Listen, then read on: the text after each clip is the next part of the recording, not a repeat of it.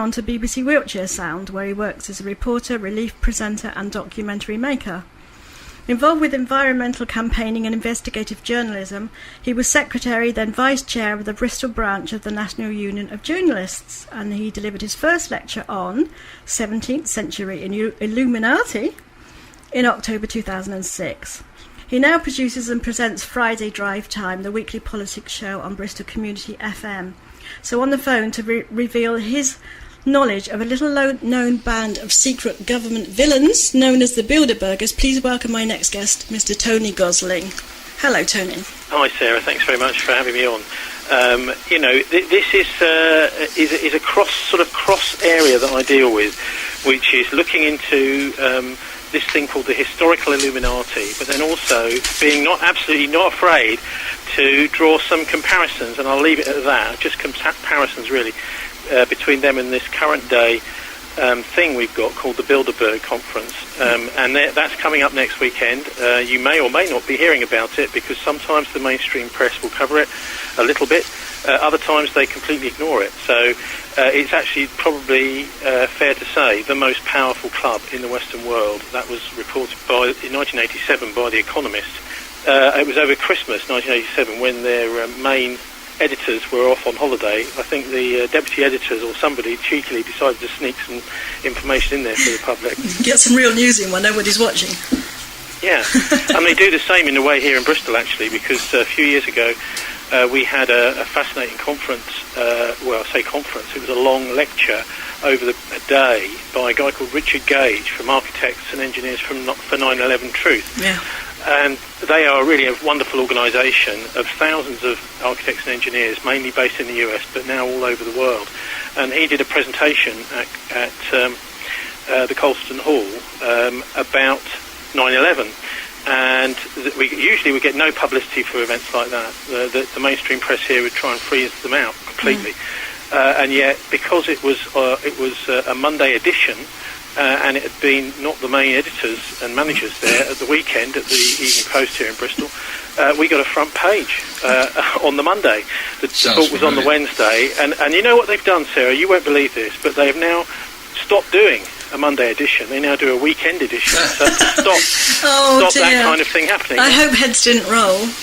Well, I think what they do is when they see a little bit of a chink of the truth coming out like this in the mainstream press, they like to sit on it. Now, I mean, I think we're living in a pretty frightening time as regards to what we are and are not allowed to hear in our news media nowadays. Sometimes things will get through, and sometimes things won't. And I'm in an unenviable situation of meeting a lot of these politicians of the programme I do at Bristol Community Radio every Friday drive time. But you get a sense that something's not quite right. Some of the people that come in to be interviewed, and I really mustn't name names, but some of them do seem to be chameleon-like. As soon as the microphone is switched on, then they're very groomed, but they're a different personality when they're off mic. The other thing is that people who are political opponents are also the best of friends. So, for example, a couple of maybe year or so ago, I had two opposing politicians on the radio here one Friday evening, and there was a vox pop. I'd been out actually talking to some local people here about a particular issue, and they weren't even the vaguest bit interested in what the local people were saying about this topic. They just wanted to have a little chit-chat with each other over the top, and they didn't even listen to the vox pops as they were going out. Yeah. I think politics is always seen by sort of the mainstream media and those who watch or take part and watching, buying, and whatever on the television, the mainstream media. General population see politics as something apart from them, something separate, something different. It's boring, it's not interesting. I mean, we're talking about law today, dry old subject. But it does affect people, and today particularly we're talking about what is and what isn't law. And these Bilderberg group, this is a group of people who come in, couple of years, it was a good few years ago, wasn't it? In the 70s, was it? They held their meeting in Torquay. So we have been tainted by these group people. Yeah, of course, there would have been no reporting on it in any of the national press at the time. In fact, most people in Torquay wouldn't have even known it was happening. Exactly. This is just how under the radar these incredibly powerful groups are. So can you just explain for the listeners who haven't heard of them before, because many people haven't, because of the reasons you've just explained, well, the mainstream don't like them? There's a whole tier of organisations like the Bilderberg. I mean, the Bilderberg I focus on because they're clearly the most powerful that are possible to do any kind of investigative journalism and reporting on. I mean, basically, the Bilderberg, it was set up after World War II with American intelligence money, the idea being to make sure that Europe was welded to the US and didn't have any thoughts or ideas of going to the left or joining forces with any of the former Soviet countries. I mean, for example, in Italy, they started going communist. As you might know, back in the 1970s, a lot of the Italians were voting communist. Yeah. And the American CIA spent millions, in fact, possibly even billions of pounds on fixing elections in Italy to make sure... Probably why they had so many governments, yeah. They stayed with the US. So that was really the project, and it's an incredibly audacious idea that a few people in the intelligence services in the middle of World War II could decide, well, we're going to make sure that after the war, because they knew they were going to win the war by 1943 pretty much, and that they could say, well, we're going to start controlling the outcome of that is to win the peace, and also for decades afterwards. So that's what they did. They set up this the first meeting in 1954 in Oosterbeek in Holland, which just so happened to be a place of the last great massacre of British troops, exactly the same place in the Battle of Arnhem, Operation Market Garden, 10 years previously, in 1944, just at the end of the war. And ever since then they've been meeting in the United States or somewhere in Europe, the idea really being that this is where politicians are selected. Yes. They are, it's almost like a horse fair, that's how I see it. That they have to invite these politicians along and they think, well, we like this one, we don't like that one, we like this one. But the trouble is, a lot of the mainstream media people are there, like Rupert Murdoch's general manager, people like that, top people. For example, the deputy editor Micklethwaite of The Economist is there, but he never writes about it in The Economist, or if he was to mention it, it would only be in sort of laughable, oh, people think this is a powerful group terms. Yes. And I can tell you this is the way the world really works. In those meetings, all the bankers, all the royalty, the people that control most of the money in the Western world, and that is why I find them so fascinating. And this is not a conspiracy nonsense that people talk about. This is factual. I mean, you've been there. I know people that have been there. These people have been filmed there. They've been, interviewed. They go there. Our politicians go there. Well, there's nothing to stop people meeting up. Big business, people like that. Nobody would stop that. The thing I have a problem with is when you have our elected politicians going in there and basically as they cross the threshold of the hotel, the conference room, move into the conference room, what they're doing is they're swearing a vow of secrecy. They really are. They're not allowed to say to anybody on the outside what goes on inside. Exactly. That also is number one. But number two is the mainstream media people. The BBC, for example, when Marcus Agius, he went when he was on the executive board of the BBC, and he's going into the meeting swearing an oath of secrecy, say, well, I will not tell anybody on the outside what goes on in here. So the question is, why are these people here? What are they doing? How does this affect the democratic process of law-making in this country? Why do they need to swear secrecy? Well, they don't. Exactly. The thing is, if they don't, they won't be invited. Yes. This is the part of the problem. And of course, when they are invited, they're told for the first time, well, you do realise that if you accept our invitation, you won't be able to breathe a word about it. It's called what's called the Chatham House Rules. Yes. And Chatham House is very much connected to the Bilderberg. It is an actual building in St James's in London. It's the Royal Institute for International Affairs. And if you look at the way foreign policy works and wars start or stop nowadays, diplomacy, that kind of thing, that's really where it happens, because it doesn't really happen at the Foreign Office anymore. The Royal Institute for International Affairs is a very powerful private club, which is also part funded by the BBC, believe it or not. I mean, I'm quite amazed that our public money is going towards this. But essentially what they've done is they've privatised foreign policy at Chatham House. And you'll quite often hear on the TV, radio, see on the TV, people from Chatham House being trotted out as spokespeople on international issues. Yeah. Oh, we've got a new war in Sudan, for example.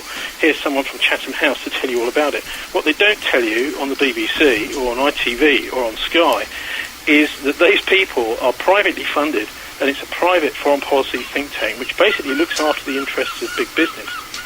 Yeah. So, did it come from the East India Company or something like that? Well, I wouldn't necessarily. No, I'm not sure about that. I think actually the Royal Institute for International Affairs, or Chatham House, which is where it's based in St James, it's part of a network of these sorts of organisations. The most similar of which is probably the Council on Foreign Relations in the United States. And there's a European one as well, isn't there? Council of 300. There's almost all countries have got one of these institutes for international affairs, and that's where foreign policy is decided nowadays, I'm afraid. It's not decided by our democratic leaders. I mean, it's worth it, isn't it, looking at last week's election and the results, particularly of the Euro poll. What we've got Nick Clegg on the radio today. I was listening to him on 5 Live earlier on saying, people just don't understand us. Well, I'm sorry, Nick, but they do understand us. Yes, and that's why they're not voting. Is that this European project is completely out of control. And when I say out of control, I mean it's out of our control. Exactly. It's being run by appointees. I think Hitler actually would be smiling and smirking if he was still alive, looking at what's happened with the EU and the European Central Bank, because it really is a handful of a hand-picked, unelected bunch of people making massive amounts of decisions about our economy and our new laws. So Hitler missed a few tricks there. That's the worrying thing about all this, is that a lot of the problems that we're having now today are directly due to these European directives. Now, I'm not saying that our own government is particularly good or has any kind of real proper social conscience, but it's not the same kind of hideous machine that the EU is. Now, I say that advisedly because I knew very well a guy called Grattan Healy. Now, he's an engineer, and he worked for, this is back in the late 90s, he worked for a Green MEP, and he said, he worked there for about 4 or 5 years, and he said, I've always approached this Europe thing like an engineer and tried to see it as a machine and tried to make the machine work. And around about 2000, maybe it was 2001, he said to me, I've given up. This machine is never going to work. Yeah. And I think there are many people around Europe, and Ireland as well, obviously, mostly though probably in Greece, Portugal, Spain, Italy, the places where this austerity has hit the hardest, that are also realising that we don't want anything to do with this machine anymore. Yeah. Well, if you don't do an audit on a machine every now and do a check-up, you're not going to find out where it's going wrong, are you? Yeah, I'm no great fan of the UK Independence Party, but I can see that what they're doing is actually really important. What they're doing is they're piercing this fake political consensus we've got in Britain, where all 3 main parties, the Lib Dems, the Tories, and Labour, and actually now the Greens as well. Yeah, back in the sort of 5, 6, 8 years ago, the Green Party said, we're against Europe and you can vote for us. Now they've changed their tune. They're now pro-EU. I shouldn't say Europe, and I do this all the time. Everyone does. Yep. It's the EU, it's not Europe. We're all pro-Europe. Yeah. We're just not pro-EU. Just to the listeners who don't know what EU is, that's the European Union. That's Brussels. Yeah. Yeah, and Strasbourg. And if you go right the way back to the war, I was talking about World War II, because a lot of the ideas that we're seeing playing out today started in World War II, was something in August 1944, which happened in Strasbourg, called the Red House Meeting. Now, all I'd suggest is that your listeners at some point use their favourite search engine to look that up. August 1944, the Red House Meeting, because it's where all the Nazis got together. This is the Nazi industrialists, not just the military people. And because they knew they were going to lose the war. In August 1944, D-Day had been successful. They'd had the Falaise battle, Falaise Gap, and the Nazis had realised, crikey, this lot are heading for Berlin now, and there's nothing we can do to stop them. So they met, and Adam Labor has done a fantastic lot of research on this, and various other people. At the Red House meeting, they made some decisions there about the way that they were going to get the looted wealth of Europe. The Nazis were going to squirrel it away in other parts of the world. And they did.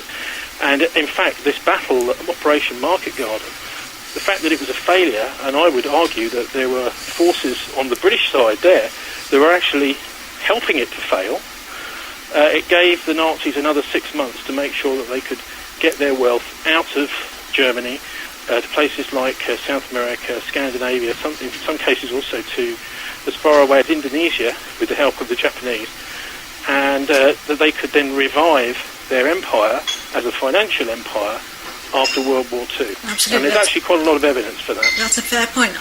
You're listening to The Lioness on Riviera FM. Today we're talking about law with my guest Tony Gosling on the phone. In the studio with me I have Nick and Max, and earlier on we were speaking to Danny Bamping. So, Tony, Bilderbergs. Yeah, well, the question always seems to be, what are they up to? You know? And of course, if you imagine you've got most of the money in the Western world, you've got some of the top political leaders too, plus the press. I mean, the people that own it, not the journalists, for the most part. You know, and I always remind people of this. You know, as a journalist myself, and a member of the Journalists Union, is that the journalists never control the transmitters and the printing presses. What we see most of the time is completely controlled by a kind of managerial bureaucracy. And you'll find most of the time, if you start rocking the boat, the managerial bureaucracy pulls the rug out from under your feet. I mean, the way Bristol works, for example, as a city, is you've got a ruling elite, which here in Bristol is the merchant adventurers. These people have made an absolute fortune out of the so-called financial crisis. All of this quantitative easing money that's being printed out of nowhere is going to puff up their share prices, and they're doing very, very nicely, thank you, out of it. Yeah. And they are really in charge of the city. You know, they own the city. They own big tracts of land. It's like they've got the Mayfair and Park Lane, and they also have quite a lot of sway over the top echelons of the various political parties. Although I think it's probably fair to say the Labour Party in Bristol and the Greens aren't really, very close to them. But then you've got under them, you've got a substrata of a kind of business mafia, all of whom are desperate to become part of the merchant venturers, and they will go to almost any lengths to ingratiate themselves to the people that really own the city. And to a large extent, this is why people are so disillusioned with voting. Why we've got only 30% or so turned out in this latest election, because the other 60%, well, there's probably 10 or 20% that just couldn't be bothered anyway. But the other 40% or so are thinking to themselves, well, what's the point? Yeah, we had a perfect example here. David Lowe from our local BBC was sacked recently. The voice doesn't fit, the face doesn't fit, and we'll find a reason to get rid of you. That's right. Well, he was definitely bullied by the BBC and yes. by their human resources department, and that's a whole story in itself. I was sitting at a meeting of BBC, mostly BBC people, about a month or so ago, where they just went after story after story about the horrendous way that people have been treated in the corporation.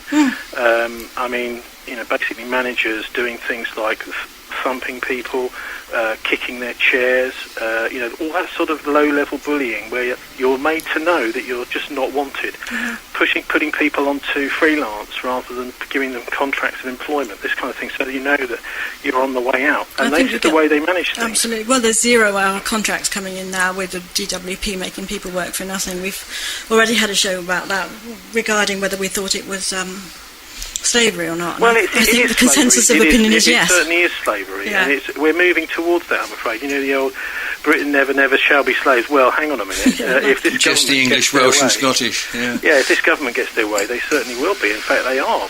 Some people are. I mean, if you look at the way that animals are treated, there's quite a strict legal framework around whether you're allowed to, if you start starving an animal, you're committing a criminal offence. You can do something like a 2-year jail sentence. Yet what's happening with the government is that they are fraudulently sanctioning people, and they're taking away their food. Exactly. They're taking away their food money. This is a move towards slavery. It really is, and I think there's more and more people recognising that sort of creeping fascism is moving in. I mean, the idea that we heard today, for example, the idea that people are going to be sent to jail if they go off on holiday with their children during term time. Now, this is, whose children are they, excuse me? We've already had parents jailed. That's the question. That's a good question. But getting back to the Bilderbergs, I think, it's important to focus on who and what they are. They are the political wing of NATO. NATO is in itself, takes very little notice of what politicians, you or I, say. Well, what they've got the bombs. They've got their own objectives. They've got their own ideas about the way the world should be. For example, I mean, it's almost like going back to medieval times, where NATO looks upon its role as constantly taking territory, constantly taking over countries, constantly claiming resources, a bit like a sort of medieval bunch of brigands that every summer they go out getting booty. They go out, they get loads of resources. And they have firms supplying them with weapons to do it as well. Yeah, so. and of course, one of the major influences on NATO and at Bilderberg meetings are the two great, I say great, but the two big arms firms in Europe. There's one called EADS, which is an amalgam of several companies from the continent mainly, and then there's BAE Systems, the British company.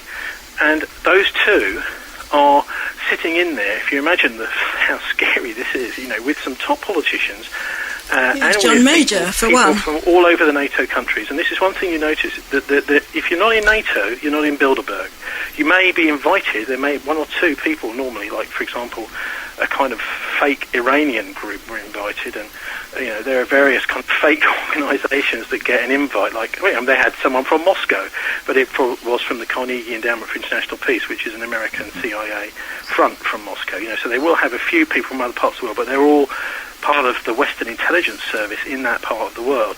But it's almost entirely, like I say, almost entirely the NATO countries. And so that's why I look at this as what they've done is they've turned democracy upside down. They've said, well, these organisations which are being funded by the taxpayer to defend us are now actually more powerful than our elected politicians and our press. And if any of the press start to really kick against them, they're simply either taken over or closed down. Yeah.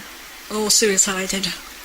Well, there's a lot of questions about, certain fate of certain politicians and figures, aren't there? I mean, I think probably the most controversial is probably Robin Cook, as a chap who was a shoo-in, basically, to replace Tony Blair, so he would have almost certainly been Prime Minister instead of Gordon Brown. But you see, this is where the Bilderbergers look, is they're always looking a little bit ahead as to who is going to be the next leader of the opposition.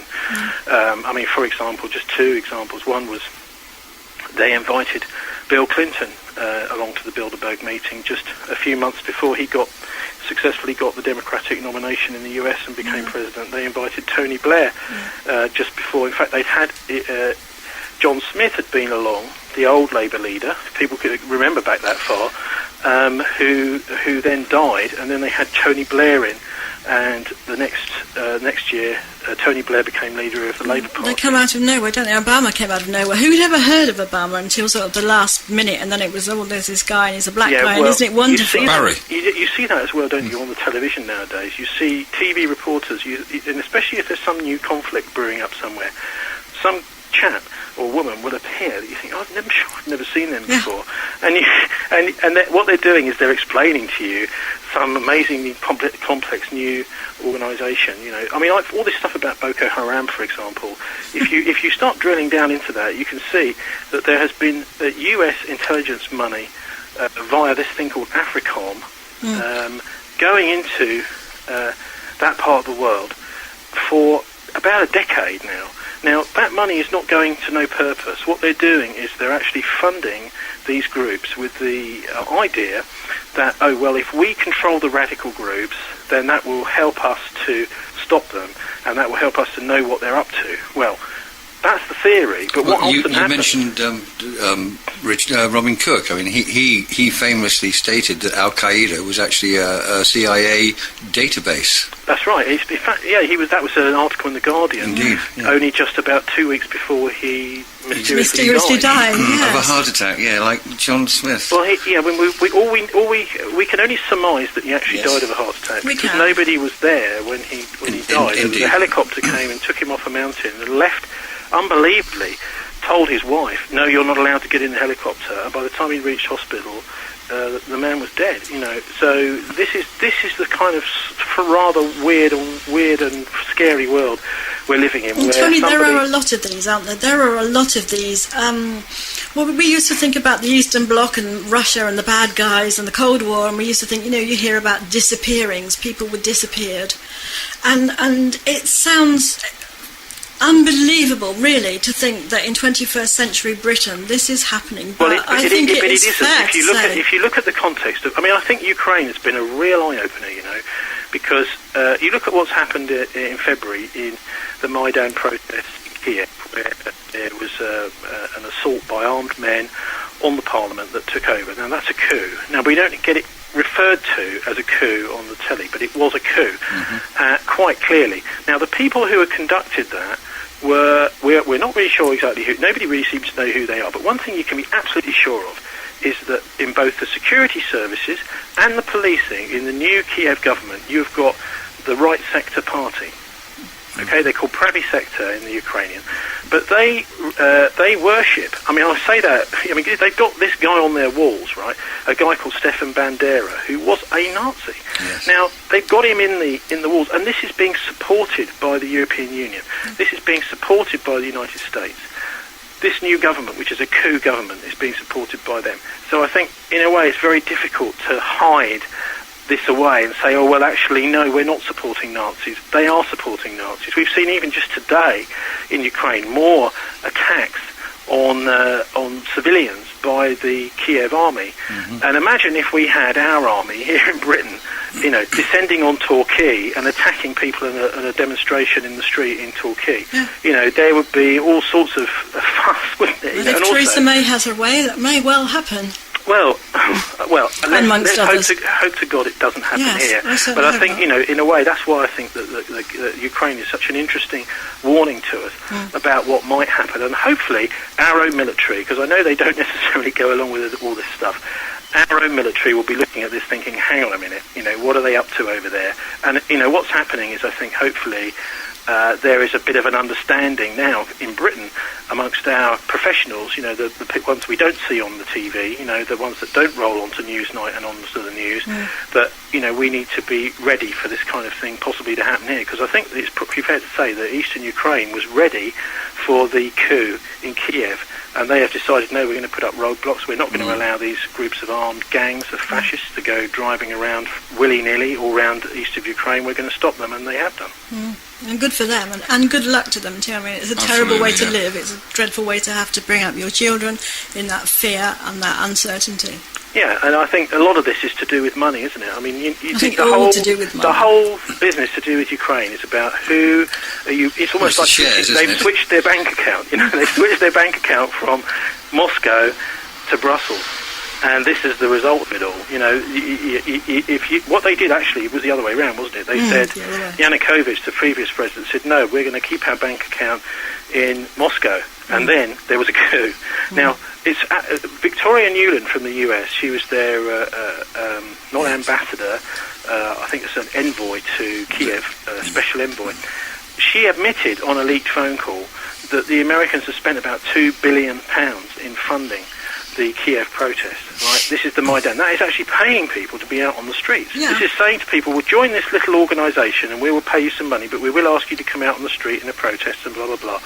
So a lot of people, I think, didn't realise where the money was coming from. And, a lot of people, poor people, will do that. They'll just go, okay, we'll do that. And anyway, we don't like the government, so we'll do it. So that's how they did it. And basically, this would have been decided at Bilderberg, wouldn't it? I don't think necessarily at Bilderberg, no. It would probably be decided by people who were there. Because Bilderberg is more of a PR exercise. What's happening is the military-industrial complex, the Henry Kissingers of this world, the covert planners behind the scenes, what they're doing is they're inviting the politicians along to have a look at them and also to see, I don't think the big deals are done at Bilderberg. What they're doing is they're building relationships. These are auditions. Right. Networking. I think audition is the perfect way to put it. I do. Does your face fit? Are you going to toe the company line? Are you going to make us money? And are you prepared to lie? And one thing we haven't even mentioned is the fact that the chairman of the Bilderberg for the first 20 years, from the mid-50s to the mid-70s, was the former SS officer, Prince Bernhard of the Netherlands. Now, he was in the SS in the run-up to the war. Then, like Philip married into the British royal family, he married into the Dutch royal family, and he was then began to be trusted, amazingly. Ian Fleming, the Bond author, was involved in signing off his security credentials he was then trusted in some parts of the war planning. For example, in Operation Market Garden, I was talking about earlier, the liberation of Holland, which was so crucial to try and end the war early. He was in on all the planning of it, and then he sends this guy who's supposed to be a top secret agent in to contact the resistance in Holland. It turns out Bernhard's trusted man is actually working for the Nazi, the Abwehr, which is the German military intelligence. He goes straight to them and tells them all about Operation Market Garden 2 weeks before it actually happened. So that was one of the reasons that the whole thing was such a disaster. Of course, it's the 70th anniversary coming up September this year, and I imagine that will be one of the sorts of things that would be whispered around Dutch churches and things where they're let's hope it's sort of spoken about rather than whispered now. I think. Yes, well, we're here to speak about it, certainly. I think maybe people are a little bit more open about these sorts of things nowadays, and that there were collaborators involved. We seem to be talking a lot about Nazis, don't we? Yeah, if you look at the other chairman of the Bilderberg conference, it's interesting who they choose to be in charge. I mean, the other person who's very powerful was Lord Carrington. Mm-hmm. He was chairman for, I think, 5 years or so. He was also involved with Henry Kissinger and Kissinger Associates, wasn't he? I'm not sure. I believe so. Kissinger Associates is a fascinating organisation, and Kissinger himself is basically like he runs a sort of global protection racket. Yes. So what you've got some poor little country in Africa. They suddenly start getting all these problems like we've had with Boko Haram, this kind of thing. And you go to the United Nations, and the United Nations can't do anything, and they phone you back and they say, well, we're very sorry, we haven't got any spare troops. And then you get on the phone to Henry Kissinger, and you get out your credit card, and he takes your number and your credit card details. Apparently it's $1 million minimum to talk to him. And then what will happen is you will do a deal with Kissinger, and then all the trouble will stop. So that's basically the way Mr. Kissinger works. So this really is our fundamental point here that we're talking today here on Riviera FM. We're talking about law, and what is it? Well, it's the law of the jungle, isn't it? It's certainly not the rule of law. It's the law of the sea. It's not the rule of law, is it? It's not the fact that we are all equal, that laws are written to protect some, to prosecute others. There's an erosion of the rule of law right around the world. I think that's pretty clear. I mean, right, from before election of government and then all the way through. And even what we've got 3 minutes left here to discuss this. What was your view be on the idea on the fact that we are a constitutional monarchy here? Because obviously all laws that are written off and signed off have to be signed off by Elizabeth Windsor. We had the revelation, didn't we? Yeah, this whole revelation about the Windsors signing, or shall we say the Saxe-Coburg Ghost. But she's always given royal assent to all legislation, but she's not an elected.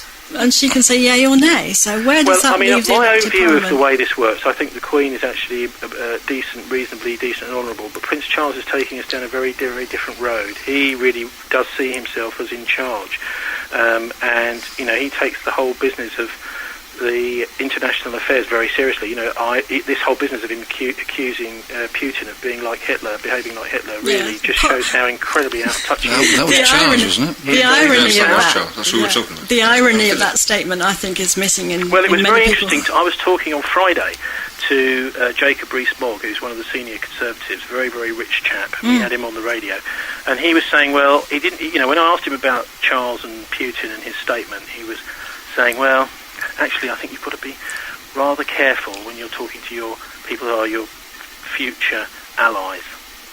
Which is a very interesting way of putting it. He didn't really say, no, Prince Charles shouldn't have said it, but he said he's quite clearly not able to perform the role that we, expect as someone in that position. The Queen seems to be much better at it. She's had a lot more experience, hasn't she? But anyway, keep your eyes on the Bilderbergs. We'll have some live reports from there on our show next Friday, Drive Time. And that is happening next week, is it? It's happening, starting on the Thursday, running through till Sunday over in Copenhagen. And I imagine Ukraine and the new Cold War will be on the agenda. Also, they will be looking to close on us as their austerity drive turns us into paupers, basically. Yeah. But we're on thisweek.org.uk if any of your listeners want to try and tune in. I don't imagine you'll pick us up on FM all the way from Bristol. Well, thank you. Yeah, thisweek.org.uk, and that's on when? Thursday? That's on Friday from 5 till 7. We'll have a politician on from 5 till 6, and then 6 till 7 we'll be live over in Copenhagen. Absolutely. Well, thank you so much for joining us. It's been fascinating. If you just joined us and listening, this is Tony Gosling, Lioness here on Riviera FM with I ought to get a book of B&B down there sometime and come on, in the flesh. You're more than welcome. It's lovely down here. It's raining today, but it's lovely usually. So you're more than welcome. And thank you. I can't thank you enough. Well, I can't thank you enough for asking me on. Thanks ever so much. And we've gone round the BBC today, haven't we? Round the side of them. We have, absolutely. And so we should. At least we'll get some news out. Right. Thank you very much.